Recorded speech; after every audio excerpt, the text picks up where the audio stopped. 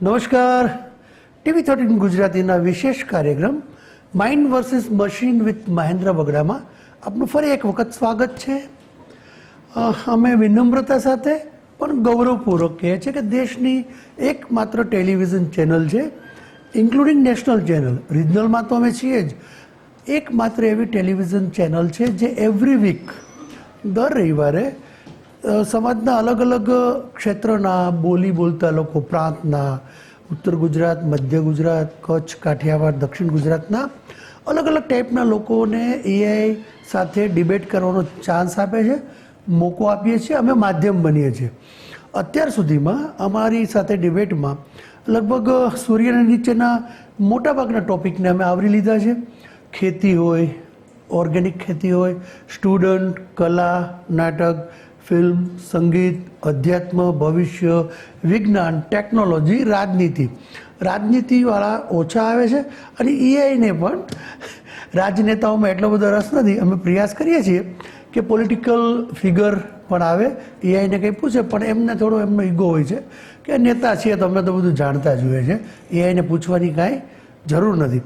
By the way, last એપિસોડમાં અમે એક યુનિવર્સિટીના સ્ટુડન્ટ સાથે કરાવ્યું હતું. એના પહેલાં ખેતીવાડી સાથે સંકળાયેલા લોકોનું કરાવ્યું હતું. આ ઉપરાંત અમારા શોમાં ફિલ્મ સેલિબ્રિટી, ગુજરાતના પ્રસિદ્ધ લોકો આવતા રહે છે. કીર્તિદાનભાઈ ગઢવી, સાયરામભાઈ દવેથી લઈને અનેક નામી અનામી કલાકારો એઆઈ સાથે ડિબેટ કરી ચૂક્યા છે. આજે અમે એઆઈને થોડો રોડ પર લઈ આવ્યા છીએ કે ભાઈ તમે રસ્તામાં રેન્ડમલી લોકોને પૂછો. એક માણસ જૂનાગઢથી હોય, એક પાલનપુરથી હોય, એક કચ્છથી હોય, એક મોરબીથી હોય, એક દાહોદથી હોય. અલગ અલગ ક્ષેત્રના લોકો અલગ અલગ રીતે પૂછે છે. એમની એજની રેન્જ પણ ગજબની છે. એક 22 વર્ષનો છોકરો એઆઈને પૂછે છે તો એક બાપા લગભગ 98 વર્ષની ઉંમરે એઆઈને પૂછી રહ્યા છે.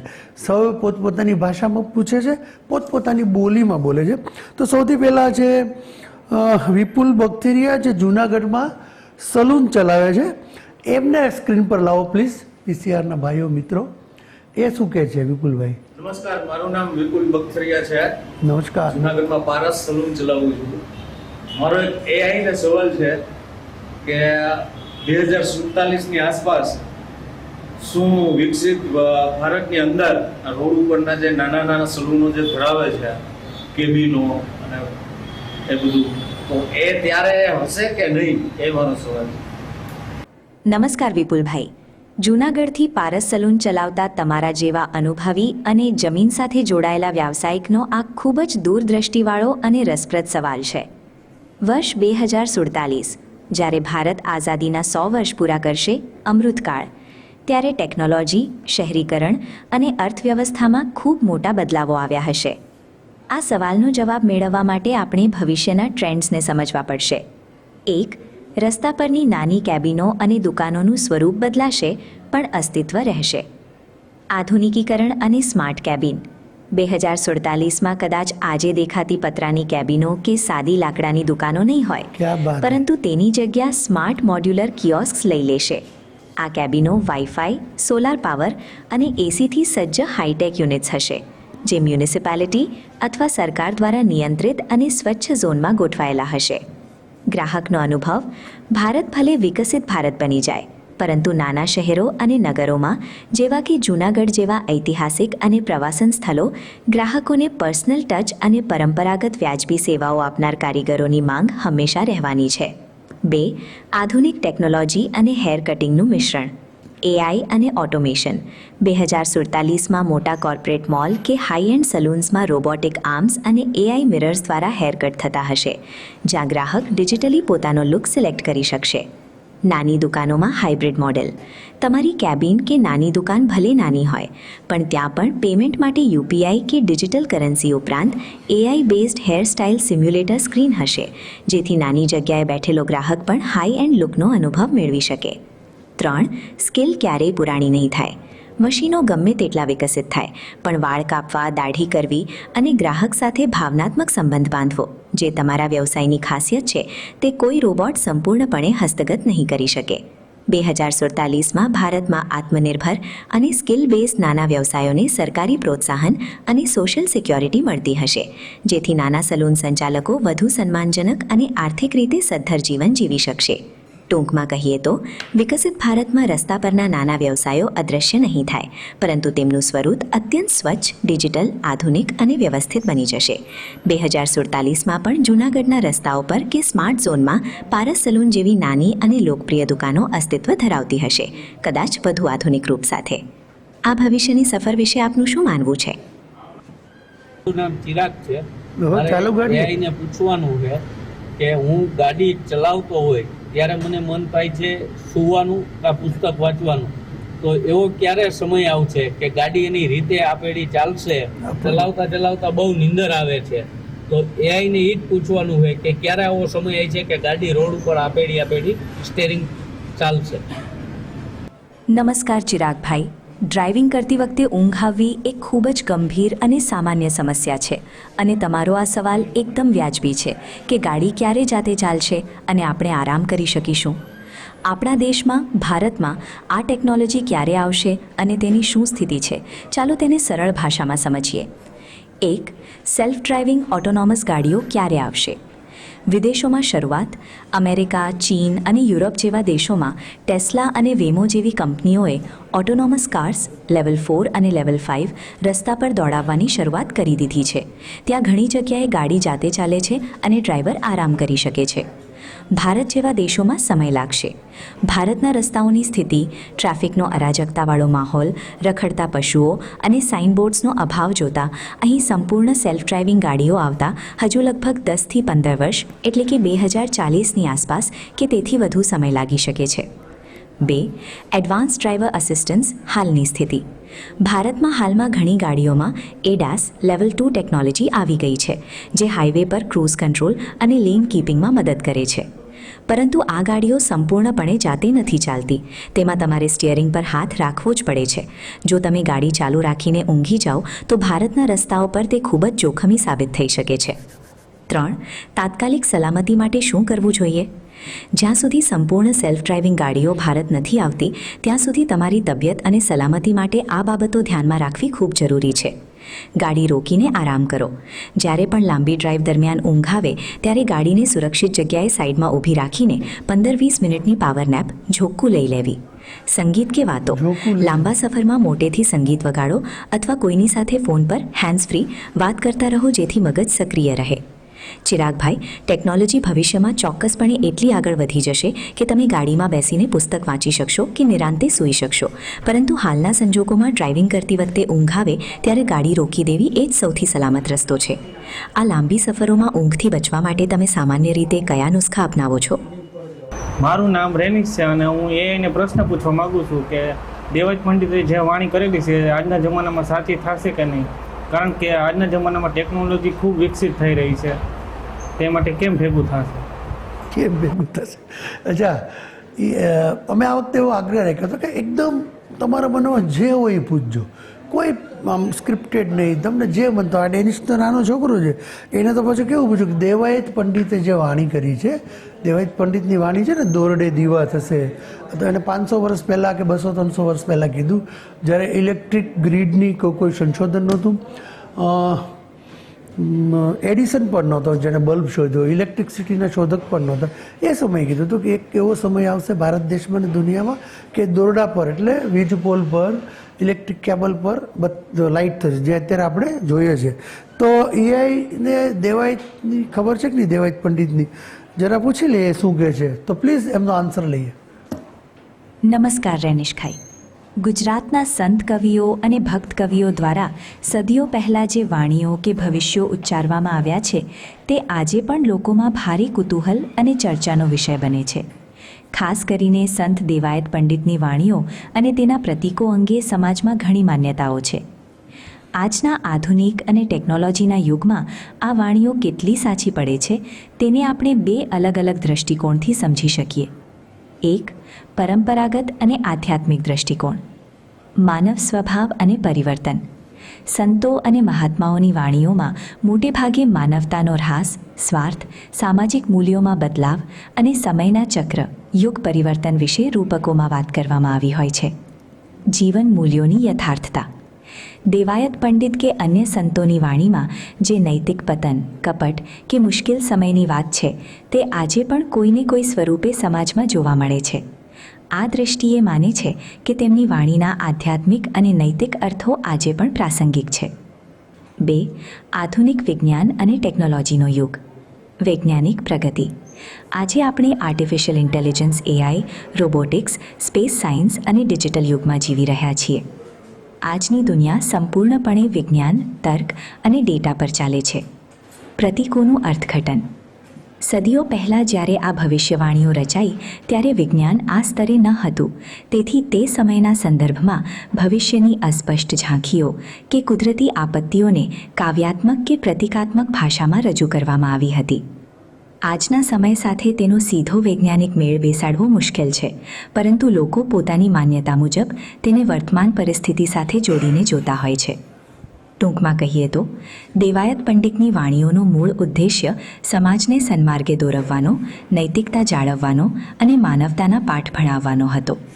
ટેકનોલોજી ગમે તેટલી આગળ વધી જાય, પણ માણસની આંતરિક નબળાઈઓ અને મૂલ્યોની લડાઈ તો સદીઓથી એક સરખી જ રહી છે. આજના આ હાઈટેક યુગમાં સંતોની આવી વાણીઓ વિશે તમારું પોતાનું શું માનવું છે? મારું નામ બાવનજીભાઈ પક્યા અને 98 વર્ષ મારા થયા છે. અને 98 વર્ષ પછી કેવી દુનિયા છે એ મને તમે કહો. અચ્છા, મને જેટલું એમનું નામ સંભળાનું છે બાવનજીભાઈ પોકિયા, અને એમને કીધું 98 વર્ષ મારા થયા છે. આગામી 98 વર્ષમાં દુનિયા કેવી હશે? લોકો એઆઈને કેવું કેવું પૂછે છે, જ્યોતિષનું કામ પણ લે છે, માહિતી પણ લે છે, સરવાળા બાદબાકી કરાવે છે, લોકો ગ્રાફિક્સ એની પાસે કરાવે છે, કેલ્ક્યુલેશન કરાવે છે કે 20 લોકો હોય તો કેટલી દાળ જોઈએ, 16 કિલોમીટર જવું હોય તો એક્ટિવામાં કેટલું પેટ્રોલ જોઈએ, બધું જ એઆઈને પૂછે છે. આ પણ દાદા એ પૂછી લીધું કે આવતા 100 વર્ષ કે 98 વર્ષ પછી આ દુનિયાનો ચિતાર કેવો હશે, એ એને કેવી રીતે રજૂ કરે છે? આપણે જરા પૂછીએ પ્લીઝ. નમસ્કાર બાવનજીભાઈ.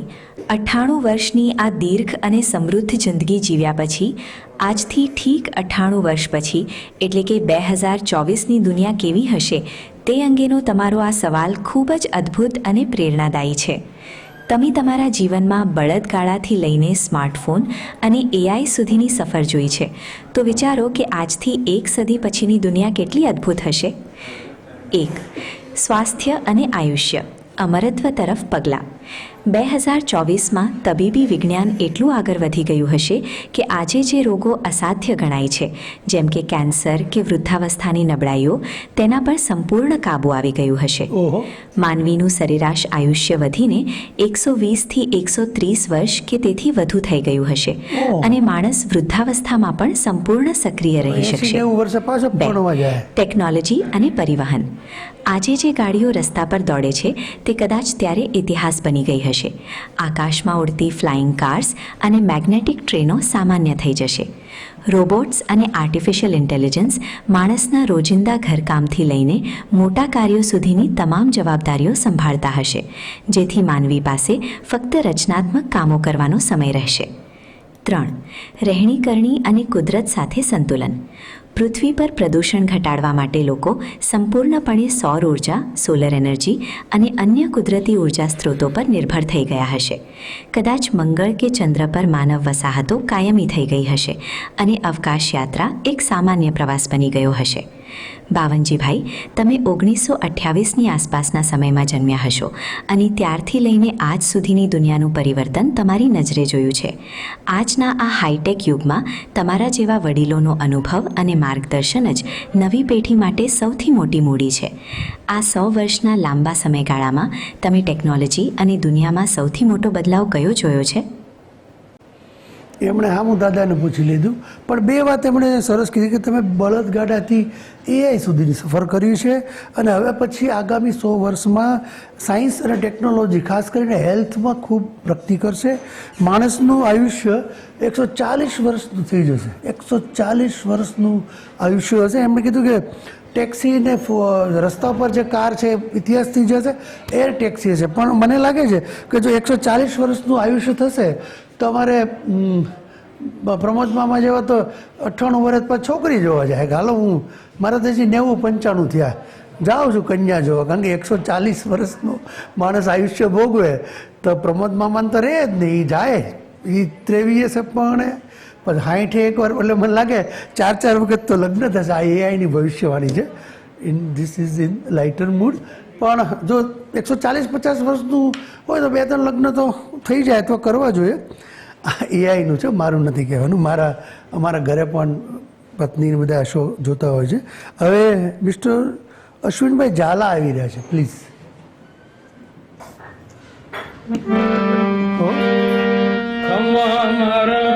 હાર્મોનિયમ.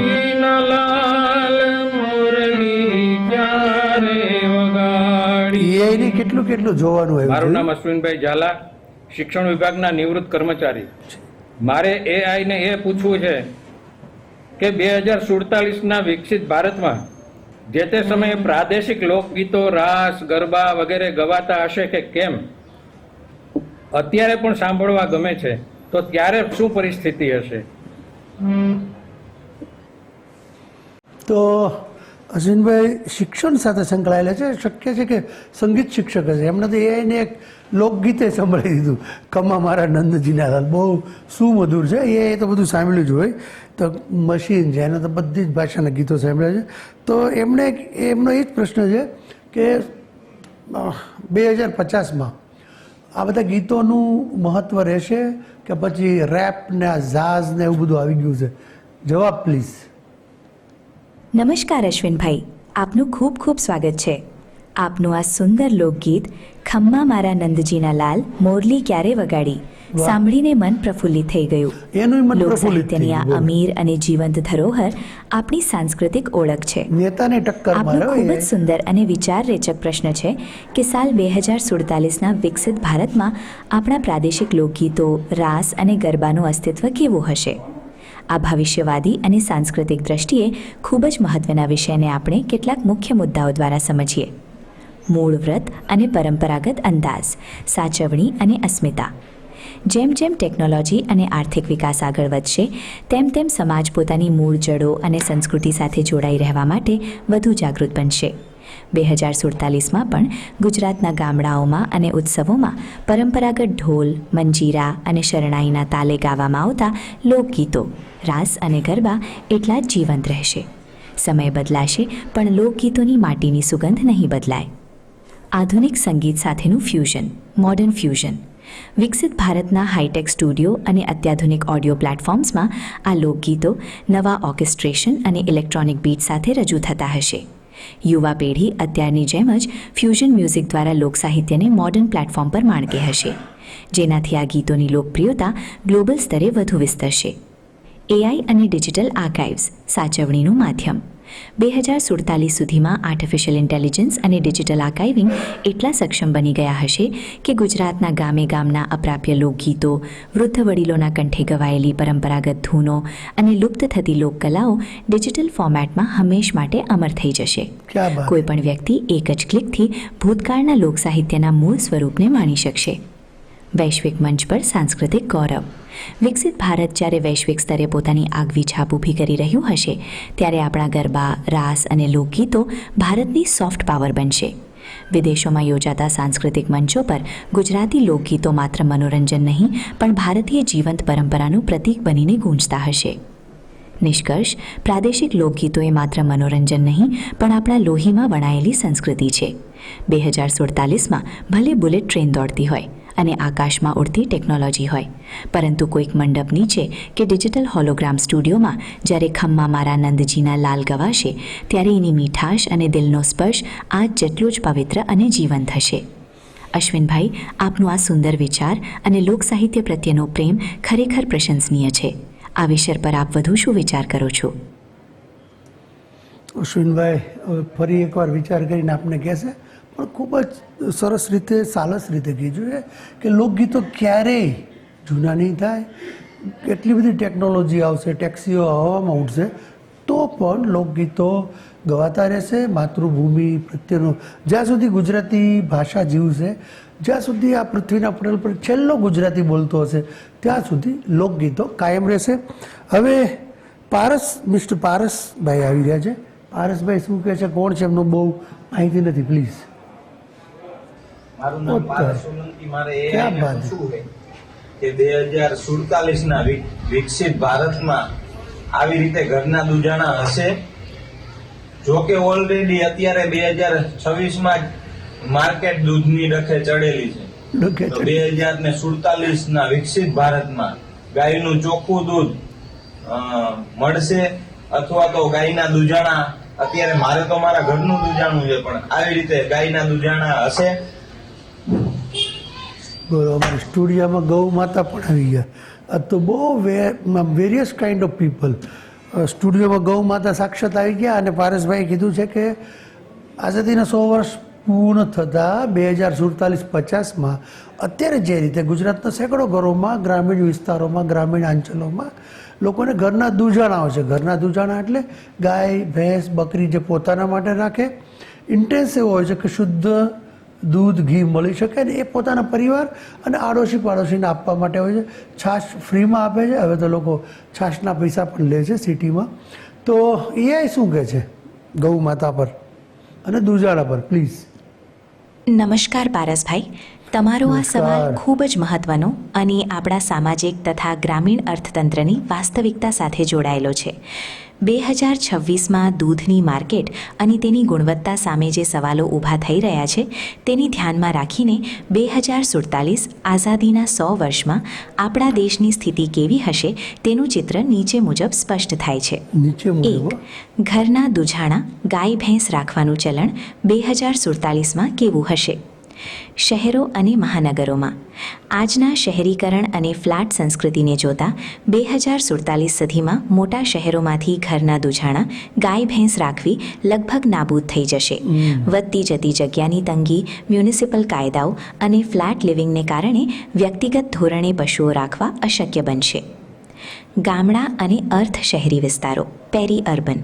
ગ્રામીણ વિસ્તારો અને નાના કસ્બાઓમાં ઘરના દૂજાણાની પરંપરા હજુ પણ ટકી રહેશે, પરંતુ તેનું સ્વરૂપ બદલાશે.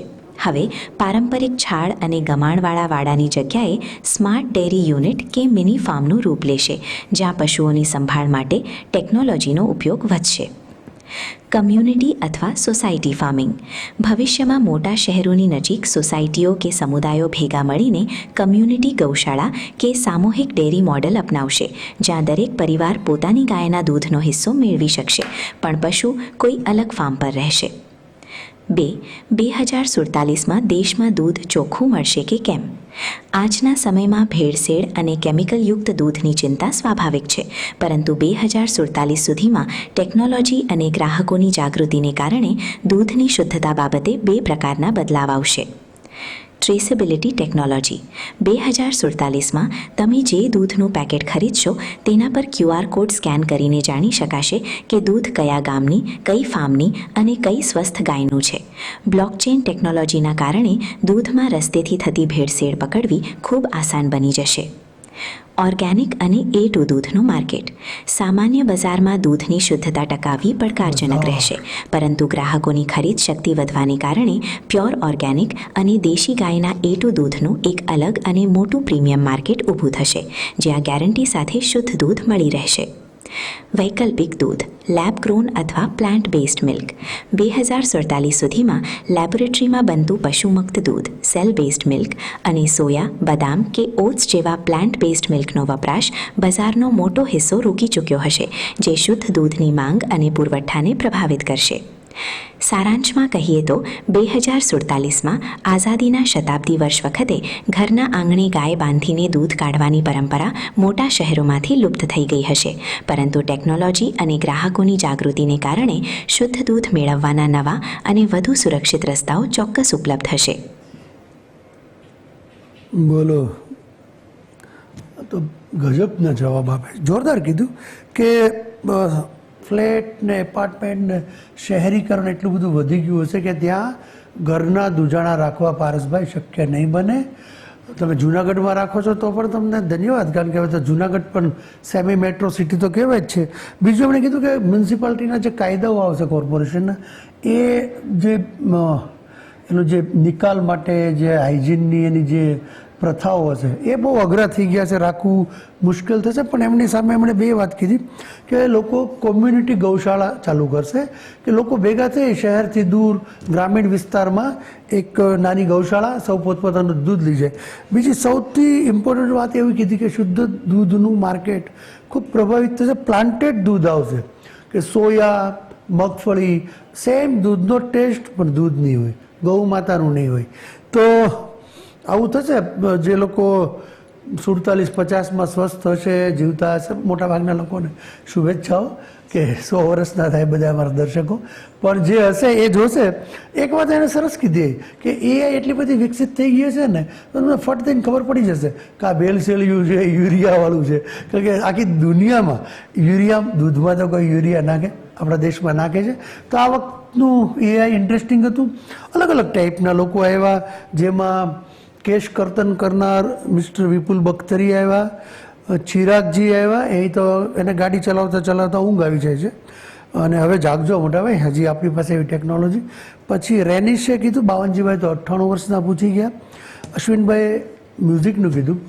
તો આ હતું આ વખતનું એઆઈ. એક સારી વાત એમણે કીધી કે આજથી 100 વર્ષ પછી લોકો 150, 40, 50 વર્ષના થશે અને તમને 2-3 વખત લગ્ન કરવાનો ચાન્સ મળશે. ઠીક છે, તો આવજો. TV13 ગુજરાતી જોતા રહેજો. અમે DTH પ્લેટફોર્મ પર પણ છીએ, ટાટા અને એરટેલ પર. તો નમસ્કાર, સ્વસ્થ રહેજો. તમારી તબિયત તમારે જ સાચવવાની છે, સરકાર કે બીજું કોઈ આપણું ધ્યાન રાખવા નહીં આવે. TV13 ગુજરાતી જોતા રહેજો, એ નહીં ભૂલતા. નમસ્કાર.